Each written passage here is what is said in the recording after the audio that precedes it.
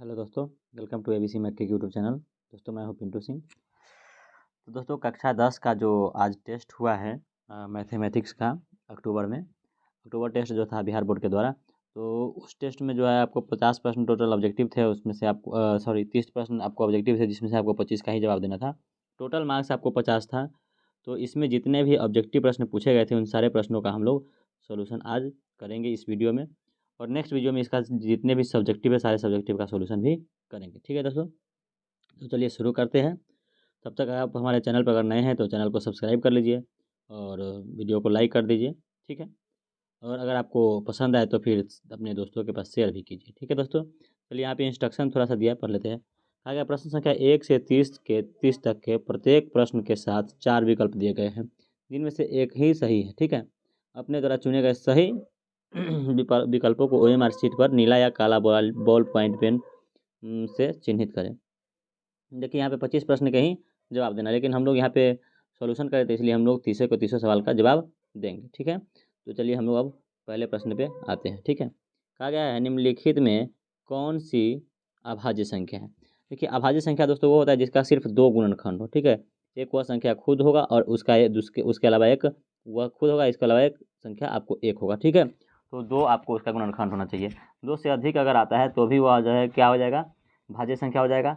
और 2 से अगर कम आता है तो ना वह भाज्य होगा ना अभाज्य होगा। जैसे कि एक का गुणनखंड सिर्फ आपको एक होता है, इसलिए एक न भाज्य संख्या और ना ही अभाज्य संख्या है।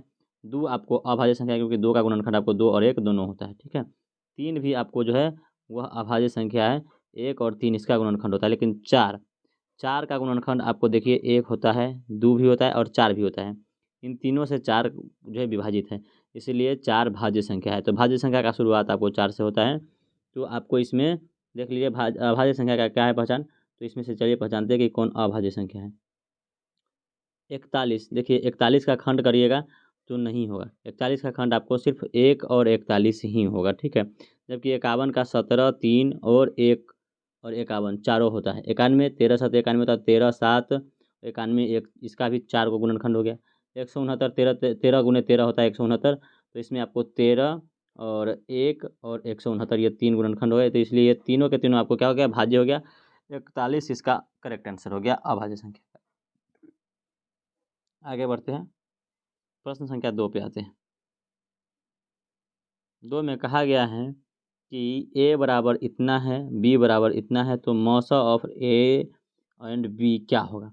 तो मौसा क्या होता है दोस्तों, कि जो संख्या आपको मिल रहा है, ठीक है, मिल रहा है उसका कम वाला पावर लेते हैं। ठीक है, मौसा ज्ञात करने के लिए कम वाला पावर लेते हैं और लौसा ज्ञात करने के लिए ज़्यादा वाला पावर लेते हैं।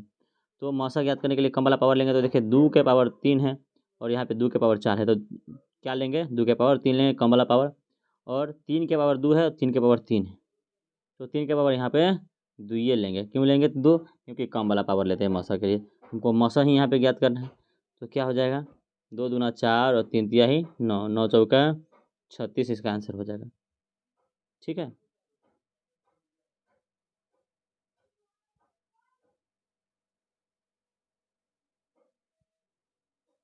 सॉरी यहाँ पे गलत हो गया।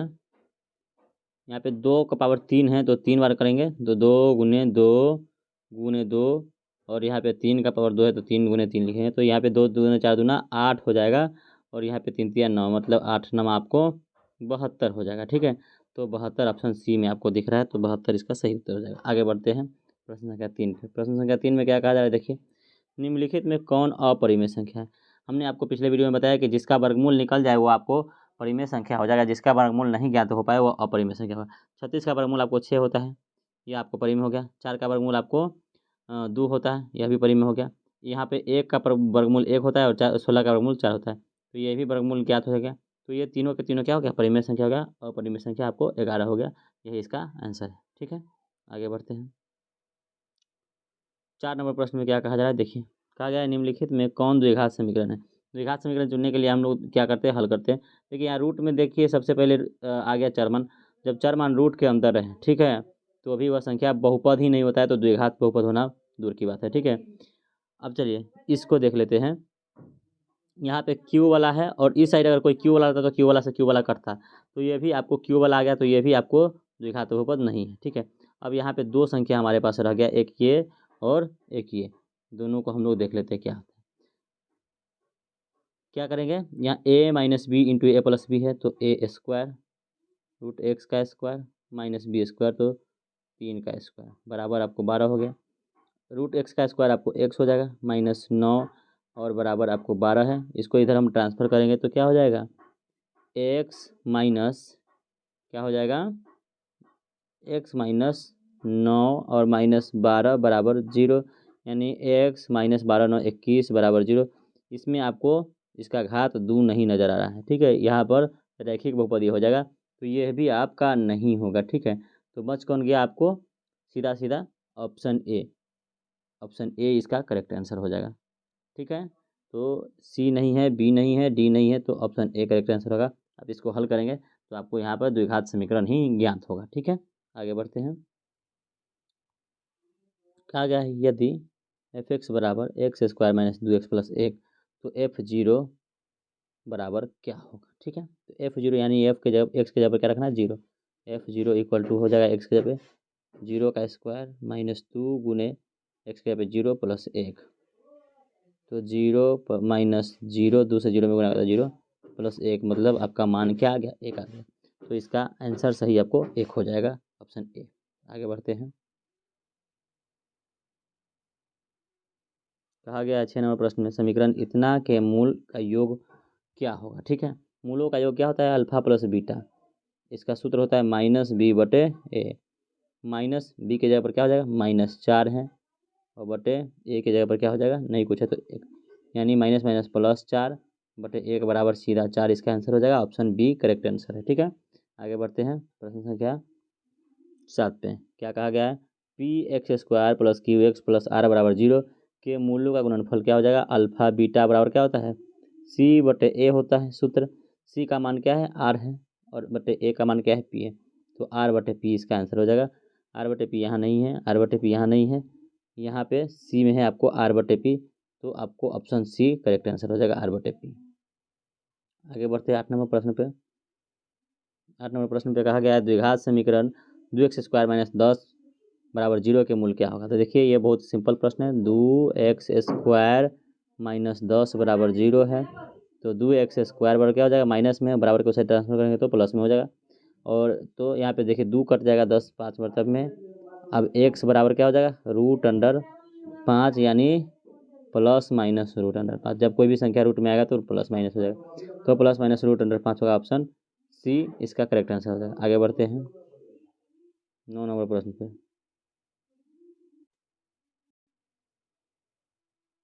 तो नेक्स्ट प्रश्न नंबर 9 पे आते हैं। कहा गया है कि द्विघात समीकरण 2x square minus 5x plus 3 बराबर 0 है, इसका मूल क्या है।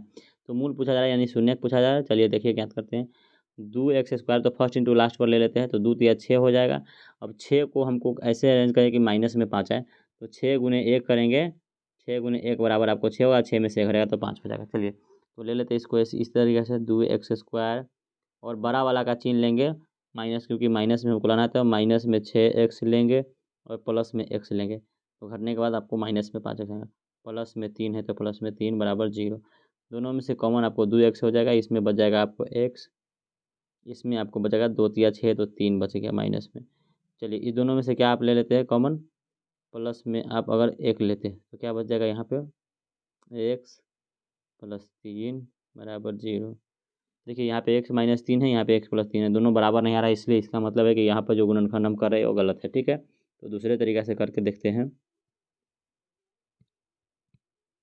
6 हमको लेना है ना, क्या आना चाहिए हमको, 5 आना चाहिए। दोनों को माइनस में अगर लेते हैं 2 और 3 तो 5 आ जाएगा, तो माइनस में 2x लेते हैं और माइनस में 3x लेते हैं, 2 तिया 6 भी हो जाएगा, और माइनस में जोड़ने पर -5 हो जाएगा, प्लस 3 बराबर आपको 0 आ गया। यहाँ पे 6 एकम वाला काम नहीं किया, 2 गुने 3 वाला काम किया, 2 3 5 हो जाता है, तो इस वाला चलिए 2x को कॉमन करेंगे तो इसमें आपको x आ जाएगा, इसमें आपको 2x कॉमन आएगा तो 1 आपको आ गया, ठीक है।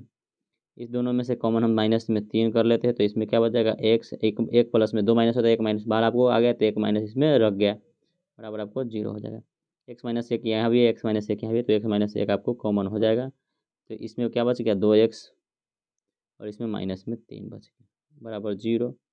तो यहाँ पे x बराबर क्या हो जाएगा, 1 हो जाएगा। एंड दूसरा 2x बराबर आपको माइनस में 3 बराबर कैसे करेंगे तो प्लस में हो जाएगा, x बराबर क्या हो जाएगा 3/2 हो जाएगा। तो 1 हो गया आपको 1 हो गया 3/2, 1 और 3/2 आपको यहाँ पे दिख रहा है पहला में ही 3/2 और 1, तो option A he correct answer हो जाएगा। आगे बढ़ते हैं। प्रश्न संख्या 10 में कहा गया यदि समीकरण 4x² प्लस bx प्लस 6 का मूल 2 है तो b का मान क्या होगा। चलिए, मूल आपको 2 दे दिया गया तो यहाँ पे हम लोग सीधे x का मान यहाँ पर दे दिया गया है, तो x का मान सीधे पुट कर दीजिए। 4 गुने x के जगह क्या हो जाएगा 2 का स्क्वायर प्लस bx प्लस 6 बराबर आपको 0 हो गया। 2 का स्क्वायर 4 और 4 चौका 16 हो गया, प्लस आपको bx प्लस 6 बराबर 0, 16 और 6 22 हो गया प्लस में, और बराबर के साथ आपको इसको ट्रांसफर करेंगे तो माइनस में आपको 22 देखने को मिलेगा। अब सॉरी, यहाँ पे एक चीज़ और हम भूल गए हैं, यहाँ पे x का मान भी 2 रखना था, तो यहाँ पे 2 रखेंगे। क्या रखेंगे 2, यहाँ पे भी आप 2 रख सकते हैं। तो क्या हो जाएगा 2 b के गुना में है, अगर बराबर के उसे ट्रांसफर करेंगे तो बट्टा में चल जाएगा, या फिर यहाँ पे भी काट सकते हैं, 2 से 11 बार में कटेगा। तो b का मान आपको कितना आ गया -11, -11 इसमें आपको b का मान ऑप्शन बी में दिख रहा है, यही करेक्ट आंसर है। आपको प्रश्न संख्या 11 में चलते हैं। बिंदु 2, -3, 5 और 6 को मिलाने वाले रेखाखंड को x किस अनुपात में विभाजित करते हैं। ठीक है, x अक्ष की बात कर रहा है तो यहाँ पे x का मान क्या होगा 0 होगा। ठीक है, तो m1 x2 में आपको x का मान आपको 0 हो गया, तो क्या लिखते हैं 0 बराबर m1 x2 plus m2 x1 बटे m1 प्लस m2, ये हो जाएगा। आपको x से हम लोग को तुलना करना है, तो x का है यहाँ पर m1 पहले लिख लेते हैं, और x2 के जगह पर क्या हो जाएगा, इसका x 5 है तो 5 प्लस m2 और x1 क्या हो जाएगा 2 है तो 2 बटे m1 प्लस m2। चलिए,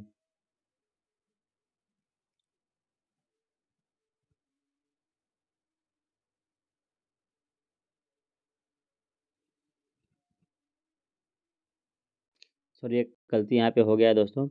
क्या है कि आपको एक्स अक्ष के बारे में पूछा जा रहा है, एक्स अक्ष के बारे में बताया जा रहा है कि किस अक्ष में विभाजित करेगा, किस अनुपात में। तो एक्स अक्ष पर वाई का मान 0 होता है, एक्स का मान 0 नहीं होता है। तो एक्स अक्ष पर वाई बराबर 0 होगा, तो वाई से हमको कंपेयर करना पड़ेगा, तो m1 y2 करना पड़ेगा। y2 का मान आपको क्या हो जाएगा, यहाँ y2 हो जाएगा, यहाँ y1 हो जाएगा। ठीक है, अब चलिए y2 का मान यहाँ पर क्या होगा m1, और y2 का मान क्या हो जाएगा, यहाँ पे 6 है तो 6 लिखना पड़ेगा, और m2 y1 के जगह पर कितना हो जाएगा -3 है तो -3 करना पड़ेगा। सही से लिख लेते हैं दोस्तों।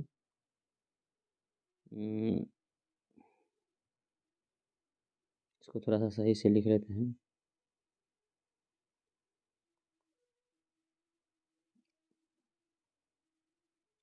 एक्स अक्ष पर वाई का मान 0 होता है, तो हम लोग को एक्स अक्ष के बारे में कहा जा रहा था, तो ध्यान हम लोग नहीं दिए हैं, ध्यान देना होता है बड़ी इंपॉर्टेंट तरीके से। ठीक है, देखिए m1 y2 plus m2 y1 बटे m1 plus m2।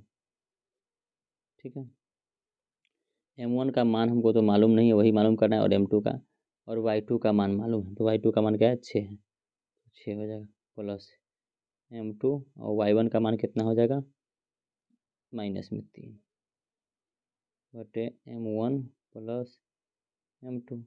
Cross multiplication आप करेंगे तो क्या हो जाएगा, 0 से m1 m2 में गुना होगा तो वही हो जाएगा, 0 ही रह जाएगा, बराबर 6 गुने m1 है तो क्या हो जाएगा 6m1 माइनस में प्लस माइनस माइनस 3m2 हो जाएगा।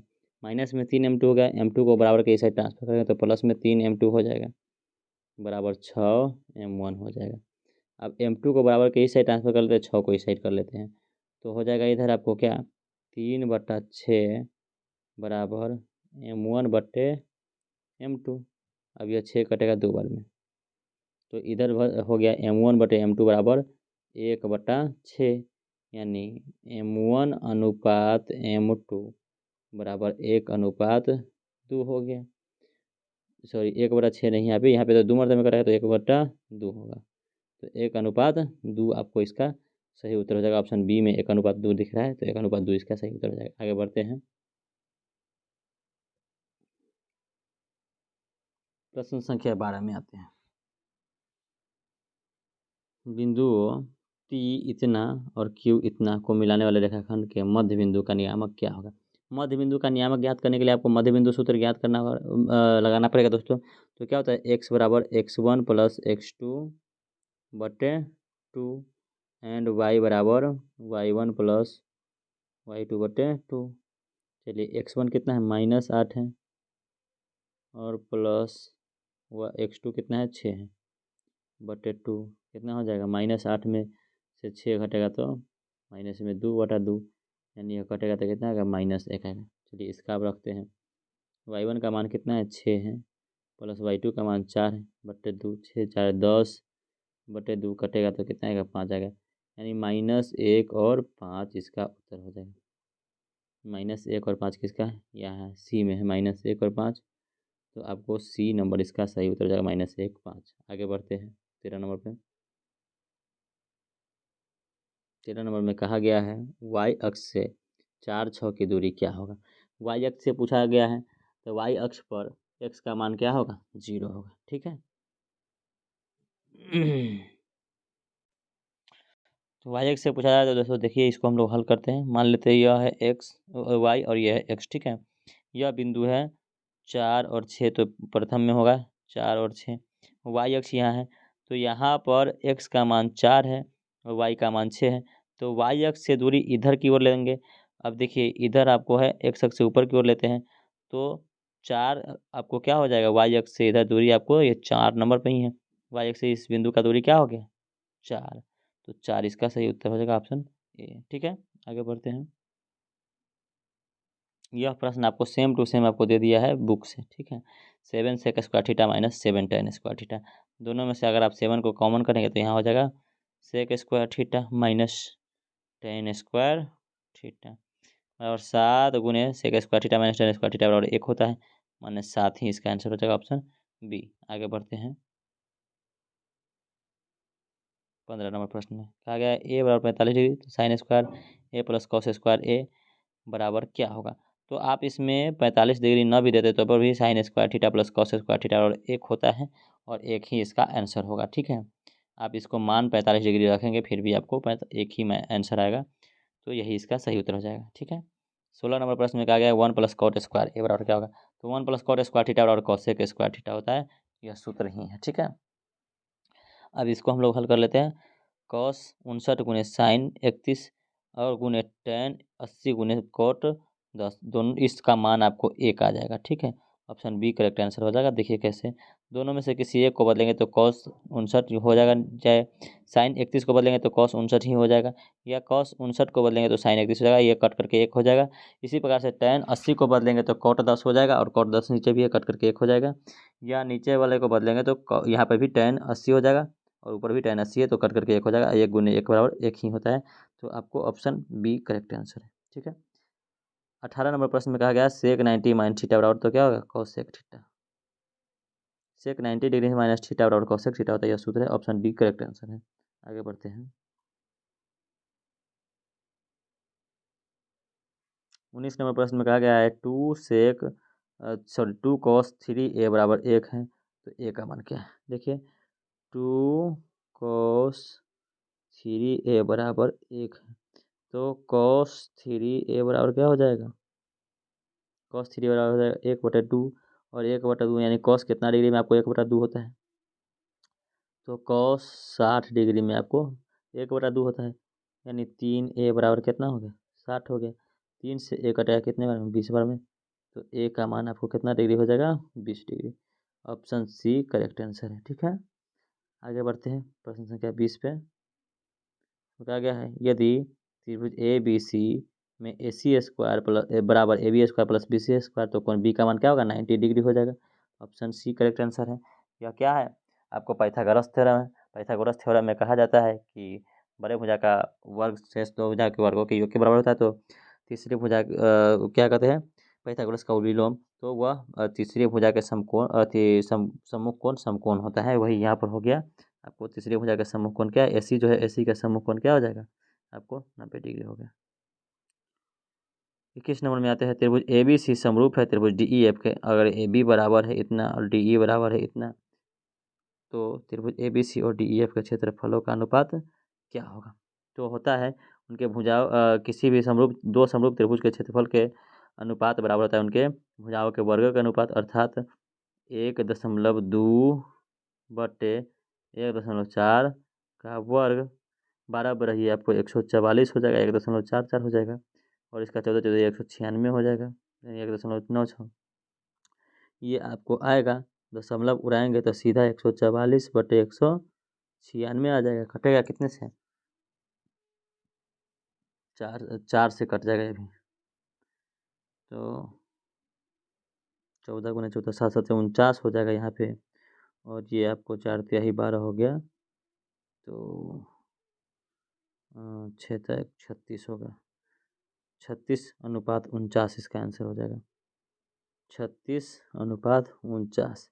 21 नंबर प्रश्न का उत्तर 36:49 हो जाएगा, ऑप्शन डी करेक्ट आंसर है। आगे बढ़ते हैं 22 नंबर प्रश्न पे, कहा गया है यदि त्रिभुज ABC त्रिभुज PQR समरूप है दोनों, ठीक है, तथा कोण A बराबर 36 डिग्री है, कोण R बराबर 68 डिग्री। पहले यहाँ पे तो त्रिभुज बनाना पड़ेगा, ABC PQR दोनों समरूप हैं, A बराबर 36 है, 36, R बराबर 68 है, R बराबर 68 है, तो कोण B का मान क्या होगा, कोण B का मान क्या होगा।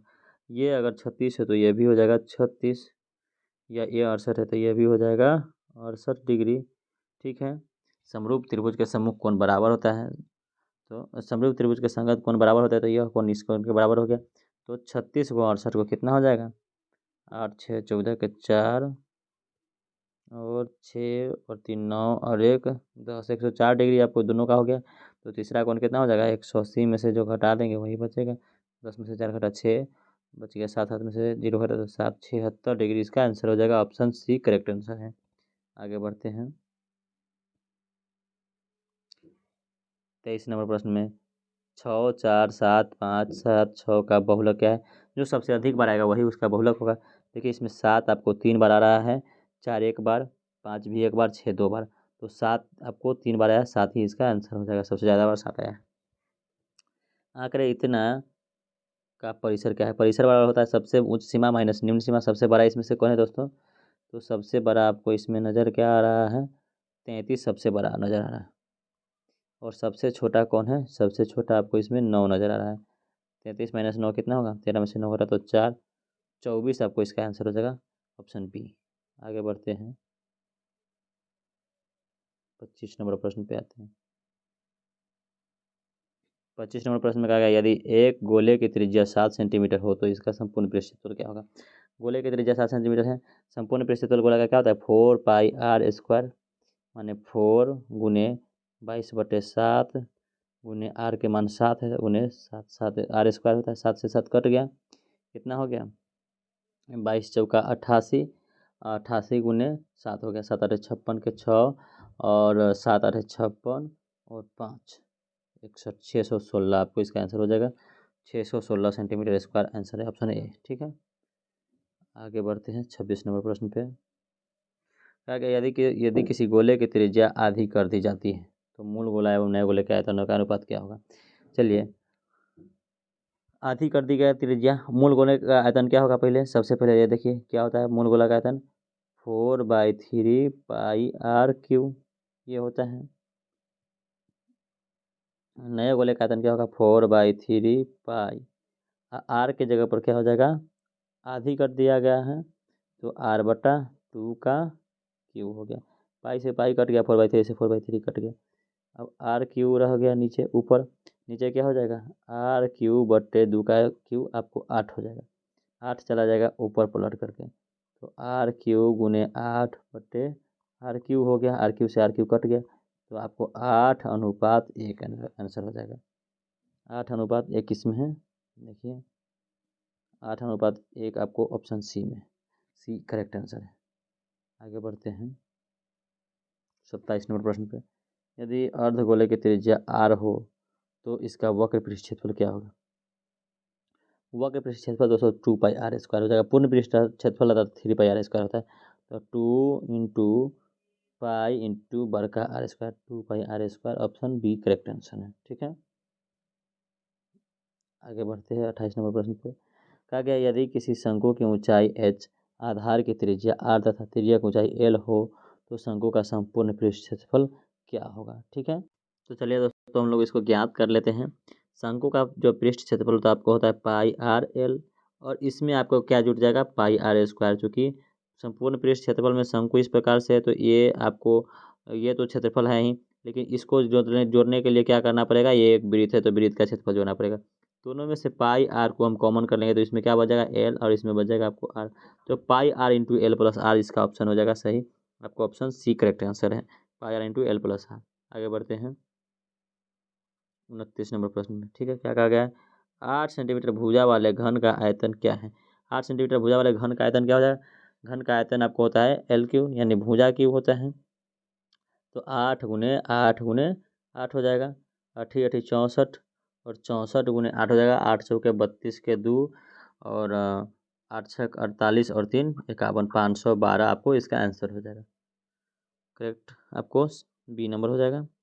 30 नंबर प्रश्न पे आते हैं। 30 नंबर प्रश्न में क्या कहा गया है, 8, 4, 6, 9, 7, 10 की माध्यिका क्या है।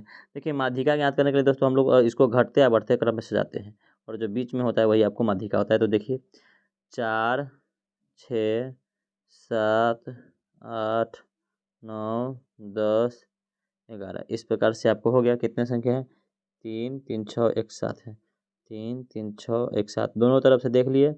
बीच में क्या बच गया 8, तो 8 इसका करेक्ट आंसर है, ऑप्शन ए। तो दोस्तों इस प्रकार से हम लोग इसमें जितने भी ऑब्जेक्टिव प्रश्न थे इस सवाल इस प्रश्न पेपर में हम सारे ऑब्जेक्टिव प्रश्न का सॉल्यूशन अभी कर पाए दोस्तों। तो अब हम लोग जो बच गया है इसमें जो सब्जेक्टिव प्रश्न, उन सारे सब्जेक्टिव प्रश्न का उत्तर हम लोग अगले वीडियो में करेंगे हल। ठीक है दोस्तों, तो तब तक के लिए अगर आपको वीडियो पसंद आया तो हमारे वीडियो को लाइक कीजिए, और चैनल पर नए हैं तो चैनल को सब्सक्राइब कीजिए। मिलते हैं नेक्स्ट वीडियो में, तब तक के लिए जय हिंद दोस्तों, गुड बाय, धन्यवाद।